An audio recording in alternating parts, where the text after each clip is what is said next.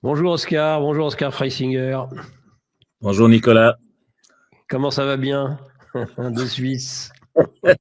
Disons que c'est merveilleux. Tous les matins, gratuitement, nous avons un spectacle outre-frontière qui nous est présenté et qui est très animé, et avec un suspense certain, des acteurs de grande classe, tellement ils sont mauvais.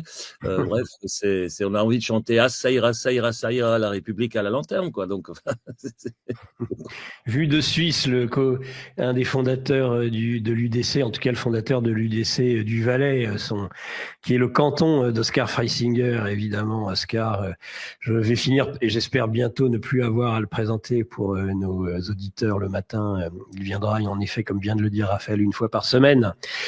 Donc, Oscar Freisinger, en analyse, c'est une grosse expérience politique, déjà. Et chaque système politique a ses malices, a ses astuces, et le système suisse n'est pas nécessairement un système de tout repos, comme on peut l'imaginer, mais il est très différent. Et puis, déjà, il connaît, lui, la médiation du peuple. Il ne peut pas, je pense, être totalement hors sol comme nos dirigeants, parce que à certains moments, quand même, le peuple peut se rappeler à lui, alors que nous, en fait, on est dans un bocal. C'est un système qui tourne en rond et qui est en train de s'autodétruire. C'est effarant. Peut-être commencer d'abord par une question, justement, par l'identité, Oscar Freisinger, et donner droit au chat.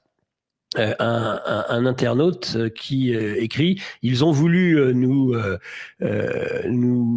retirer ce qui était notre identité et nous imposer le drapeau bleu et européen, alors que notre drapeau, le drapeau français, c'est bleu, blanc, rouge. Mais moi, pourquoi pas? Je trouve ça assez vrai, mais néanmoins, pour un Suisse, qu'est-ce qu'il inspire, ce drapeau tricolore? Est-ce qu'il inspire la France de toujours, ou au contraire une France révolutionnaire, une France sanguinaire? Ça m'intéresse de voir ça, comment c'est vu de l'étranger. Bon, de notre point de vue, la France, ça reste, si on veut, en tout cas de la Suisse romande, ça reste le grand frère culturel. Donc, c'est quand même Oui. un berceau essentiel de la culture européenne, voire mondiale. Je prends tout le 18e est totalement français, Ouais. les arts et les lettres et tout, le 19e pour une grande partie aussi. Donc, vous avez les plus grandes œuvres qui sont publiées à ce moment-là, c'est sur ces 2 siècles-là, c'est quand même la France qui est à la pointe. Hein. Et puis après, au XXe siècle, gentiment, ça commence à se déglinguer. C'est vrai que la France, c'est aussi pour nous, disons historiquement, il y a quand même des grands noms qui ressortent. Hein. Charlemagne, c'était le Saint-Empire, mais quand même, il y a Napoléon, c'est clair que ça revient toujours à l'esprit. Il y a tout ça. Donc la France, c'est l'Europe, l'âme de l'Europe, quelque part en petit, si on veut. Ah oui. Et de voir la cacophonie qui s'installe avec un problème majeur, c'est que vous disiez avant que c'est pas l'institution qui pose problème. Je suis peut-être pas tout à fait d'accord avec vous, parce que cette 5e République ayant été créée pour un géant, par un géant, pour un géant, et que derrière il n'y a plus que des nains qui sont sans cesse plus petits, le système et le caractère du personnel politique ne sont plus en adéquation. Et Donc ça, il faut se résoudre, Oscar, il faut se résoudre à d'être devenu un peuple de nains et à être gouverné par des nains dans ce cas-là? Peut-être. alors, On si vous prenez tomberait les de nains, moins haut. alors en Suisse, nous avons les nains de jardin, mais toujours la différence, c'est que vous, Les nains Français, de jardin, oui. nous c'est vrai que la Suisse, c'est un petit pays, donc, et puis il y a des petits nains, vous avez des villages comme à Appenzell, les gens sont tout petits, puis les villages sont tout petits, donc c'est ok, mais ça fonctionne très bien. Donc il n'y a pas nécessairement la grandeur qui n'est pas nécessairement nécessaire pour faire fonctionner un État. Par contre, dans l'esprit de la politique française, les francophones, moi j'ai dirigé dans mon canton, hein, la partie germanophone et la partie francophone. Quand je donnais plus de responsabilités au centre scolaire, je dirigeais l'éducation entre autres, eh bien, les germaniques se réjouissaient, il n'y a qu'à donner, il n'y a pas de problème, on s'occupe, on se débrouille. Et du côté francophone, ils disaient, ah non, on ne veut pas cette responsabilité, excusez, c'est l'État qui doit régler le problème. Donc, ce que je constate chez les Français, et le Rassemblement national, la gauche, tout le monde, tous les partis compris, c'est un étatisme, une croyance dans l'État, et une délégation à l'État qui est majeure. Ce qui correspond d'ailleurs à cette forte centralisation du pouvoir dans le système français, que ce soit sous Louis XIV ou Robespierre, maintenant, c'est toujours un peu le même système. Alors que chez nous, le peuple se dit, non, attendez, l'État, vous occupez juste des tâches régaliennes, tout ce qu'on peut faire nous-mêmes, on va le faire nous-mêmes. Donc, nous sommes de grands garçons, nous sommes libres et indépendants, et nous n'avons pas besoin de tutelle systématique, de gens qui pensent pour nous, qui décident pour nous, etc. Donc, la démocratie directe est la réponse à cela, et ça met tout le monde d'accord, au fond, par un vote populaire. Oui, mais alors, on est bien d'accord. Et pourtant, j'ai l'impression, parfois, parce que je vous connais depuis des années, Oscar Freisinger, que finalement, ça a aussi des handicaps d'être dans un pays de nains et de nains de jardin. Et je pense à vous, justement, c'est-à-dire que, à mon avis, vous étiez un peu trop grand à certains moments pour pour nos amis suisses ou pour le peuple. La meilleure preuve, c'est que finalement, c'est sur des sujets tels que le fait de ne pas être russophobe, le fait de regarder à l'international. On a l'impression que des fois, les Suisses se disent « Oh là là là là, oh là là, ne me parlez pas de ça ». Et puis sur ce géant russe, quand même, c'est vrai, on sent que c'est voilà, il a toutes les qualités. Little is beautiful, hein, on le sait bien, mais la Suisse, voilà, c'est une identité qui est particulière et qui correspond. Et d'ailleurs, on peut ne pas nécessairement correspondre à cette identité. La meilleure preuve, c'est que il y a 15 ans de cela, je me rappelle, Oscar, vous étiez courtisé en France, on vous aurait presque nommé président sans même vous élire. Les patriotes, en tout cas, considéraient Marine Le Pen quémandait un rendez-vous avec le grand Oscar Freisinger et ne l'obtenait d'ailleurs pas. Je veux dire par là que pour moi, c'est d'abord un problème de personnel politique, enfin de personnalité tout court. La France n'est pas la France sans la grandeur. C'est encore, on cite à nouveau De Gaulle. Donc si ces institutions, pour moi, sont bien adaptées, c'est au peuple de sélectionner et de trouver en son sein, d'extraire en son sein ces nouveaux géants, forger ces nouveaux géants. Mais peut-être avec la France, de toute façon, les géants, comment les forge-t-on dans l'histoire? Et peut-être que, et j'espère que, et on en discute beaucoup, Oscar, de l'élection présidentielle des États-Unis, peut-être que le vent de l'histoire souffle à nouveau, et à ce moment-là, peut-être que la France va redevenir la France et que le vent de l'histoire va gonfler ses voiles, non pas un pédalo d'un flamby, mais au contraire le grand vent de la grande histoire. C'est ce qu'on peut espérer, non? Vous croyez pas? Oui, mais vous avez le système électoral qui est pris en otage, qui correspond plus à la force réelle des partis. Donc, c'est clair que ça déséquilibre complètement. Comment voulez-vous que les gens se sentent représentés quand le parti qui a 11 millions d'électeurs finit troisième et celui qui a 7 millions d'électeurs est premier, celui qui a 5 millions d'électeurs est deuxième? Enfin, il n'y a pas d'adéquation là. Donc il faudrait une proportionnelle, je pense. Déjà rien que ça changerait les choses. La proportionnelle, c'est clair, c'est tant de voix, tant de sièges, point. On discute pas.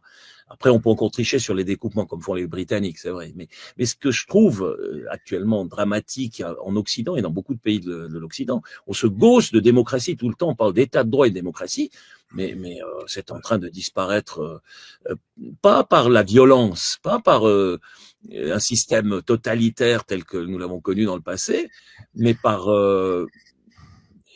indifférence du public peut-être, par les polichinelles qui font leur numéro et auxquels on croit.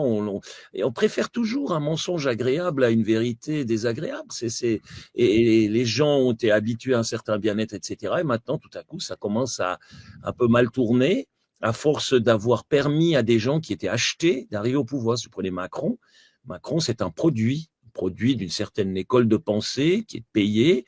On a même détruit ses adversaires pour qu'ils puissent y arriver. On a orchestré tout ça savamment. Ensuite, il y a un retour sur investissement pour ceux qui l'ont payé.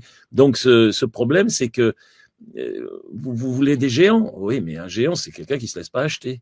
Mais le gars qui se laisse pas acheter, il n'arrive pas au pouvoir. Donc, c'est le serpent qui se bouffe la queue. C'est pour ça qu'il faut mais malheureusement, seule l'histoire et souvent la guerre forge les géants. C'est terrible à dire. Et d'ailleurs, beaucoup de choses sont expliquées aujourd'hui, même dans la dissuasion nucléaire. J'en discutais hier dans le live de 12h30, c'est-à-dire que finalement, on a des générations en plus de gens qui n'ont même pas connu la guerre. C'est fini. Nous, alors la France en plus, nous on est les champions du monde puisqu'en 40 on n'a pas vraiment fait la guerre, puisqu'on s'est pris une branlée en quelques semaines. Les derniers souvenirs qu'il y a de la guerre en France, pour les Français eux-mêmes, ils sont tous morts. Ou alors, personne très... En tout cas, il n'y a plus de vétérans de la Première Guerre mondiale. Ça fait bien longtemps. Hein. Ils sont morts depuis longtemps, les derniers, parce qu'il fallait avoir 18 ans, même en 18. Vous vous rendez compte quel âge ça vous fait aujourd'hui? Donc, ça y est, cette génération a complètement disparu. Et c'était les derniers qui portaient les stigmates, mais aussi la mémoire de cette guerre. Et donc, c'est vrai qu'aujourd'hui, et comme un autre intervenant qui a mis un peu en colère hier le chat, qui disait, bon, bah oui, vous voulez revenir aux années 60, vous voulez revenir aux années de Gaulle, mais alors vous voulez revenir sur 35 heures, là, sur les 5 semaines de congés payés? Ah non, on veut garder tout ça. Ah, bah, d'accord. Mais enfin bon, à un moment donné, il faudra peut-être le rebâtir, ce pays. Enfin, je sais pas. Justement, c'est ce qui arrive lorsque le citoyen ne se prend pas en charge lui-même. Et ça, c'est une question d'éducation, c'est une question de culture. Toute l'histoire de la France qui était une histoire d'un pouvoir centralisé où vous avez que des courroies de transmission vers le bas, et il faudrait redonner au bas des pans de pouvoir pour que les gens puissent de nouveau un peu avoir l'impression de gérer, même politique, de co-gérer, si on veut, leur quotidien, leurs intérêts politiques, ce que le Suisse il peut faire, effectivement, mais c'est une autre histoire, c'est un autre pays. Alors, est-ce que c'est transposable? Moi, je ne pense que oui, d'essayer de responsabiliser les gens. Moi, j'étais pédagogue pendant 30 ans, j'ai enseigné dans un lycée, mais mon but, ça n'a jamais été de rendre les élèves dépendants de moi. Ça a toujours été de les rendre indépendants d'un certain moment, qu'ils se détachent de la figure du maître, du professeur, et qu'ils font leur propre vie, de leur donner les instruments pour arriver à gérer eux-mêmes leur vie, mais pas d'en faire une sorte de clone idéologique de ce que je suis. Alors actuellement, là, Macron voit d'où il est venu, et c'est dans la défaite qu'on reconnaît généralement les grands hommes, franchement. Napoléon est resté grand jusque dans la défaite. Il y a plein d'autres, hein, le maréchal Ney, sa fameuse charge à Waterloo, on peut prendre des scènes, mais même à Dien Bien Phu, hein, ces Français qui sont encerclés, qui sont dans une situation terrible, qui sont battus. Le maréchal Lannes au pont d'Arcole, c'est mon ancêtre. C'est une victoire. Enfin bref. Mais par contre, Macron, il va pas démissionner. C'est un pervers narcissique qui s'accroche au pouvoir. Il va rester jusqu'au bout s'il quitte. Voilà. Ce qu'a fait à De Gaulle, hein. Mais si lui il le fait, il n'est plus rien. Il n'est plus rien du tout parce qu'il n'a jamais rien été. Donc son vide va le rattraper, n'est-ce pas? C'est ça. Il cache son vide derrière. Vous avez cette belle caricature. Là, c'est beau. Allez-y, terminez. Après, je vous donnerai une anecdote. Oui, allez-y. Cette belle caricature de Daumier de Louis XIV. Vous avez tout l'apparat de Louis XIV. Et puis ensuite, Louis XIV apparaît, c'est un petit bonhomme bossu et chauve. Il se met derrière la perruque et puis l'apparat, et il devient Louis XIV, il devient le roi Soleil.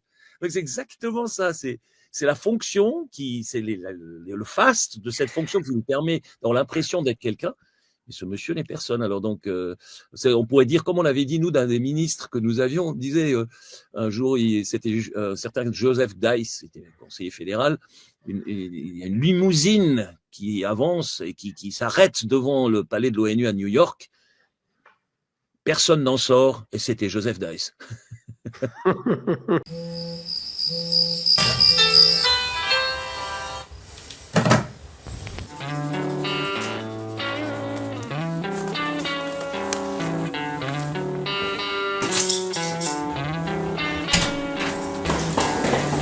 Malgré la routine de la vie quotidienne, on peut trouver un autre univers dans la lecture.